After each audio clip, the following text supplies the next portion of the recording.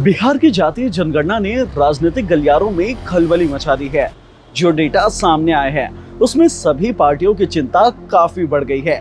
समझ नहीं आ रहा है कि कब कैसे किसे साधा जाए। जल्द ही 5 राज्यों में विधानसभा चुनाव होने वाले हैं और फिर साल 2024 में लोकसभा चुनाव। ऐसे में माहौल काफी बदला बदला सा लग रहा है। तो चलिए आपको बताते हैं कि विपक्षी गठबंधन इंडिया और बीजेपी दोनों के राजनीति और वोट बैंक पर जातीय जनगणना का मुद्दा कैसे और कितना असर डालने वाला है। बिहार से डेटा के मुताबिक वहां ओबीसी समुदाय की आबादी सबसे ज्यादा है और अंदाजा लगाया जा रहा है कि अभी जिन राज्यों में विधानसभा चुनाव होने वाले हैं वहां भी कुछ ऐसा ही हाल देखने को मिल सकता है। लेकिन अब तक ओबीसी वोट बैंक का सबसे बड़ा फायदा बीजेपी को मिलता है। CSDS की रिपोर्ट के मुताबिक साल 2019 के विधानसभा चुनाव में रसूख रखने वाली ओबीसी जातियों का 40% और कमजोर ओबीसी जातियों का 48% वोट बीजेपी को मिला।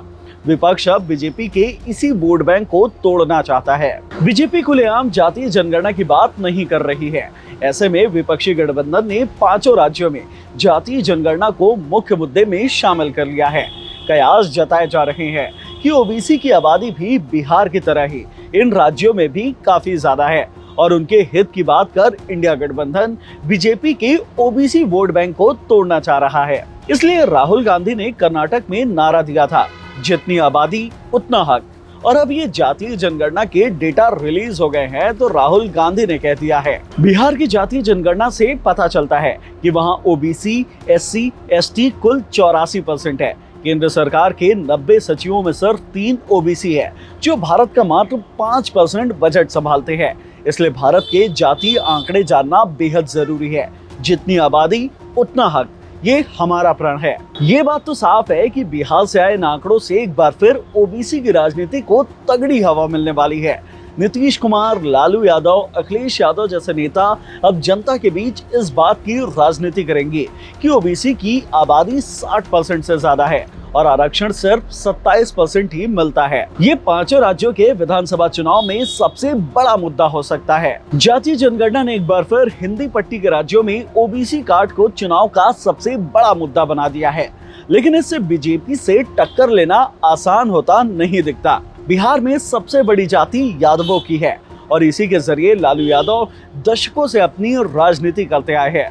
लेकिन देश भर के ओबीसी वोट बैंक को साधने के लिए बीजेपी के पास पीएम मोदी का चेहरा है, जो खुद ओबीसी समुदाय से आते हैं और इसका असर 2013 के बाद 2019 के लोकसभा चुनाव में भी देखने को मिला था, जब ओबीसी का वोट बैंक बीजेपी के लिए काफी ज्यादा बढ़ गया। यूपी की राजनीति में भी जातीय जनगणना का असर देखने को मिलेगा। अखिलेश यादव इस मुद्दे को काफी अच्छे से भुनाएंगे।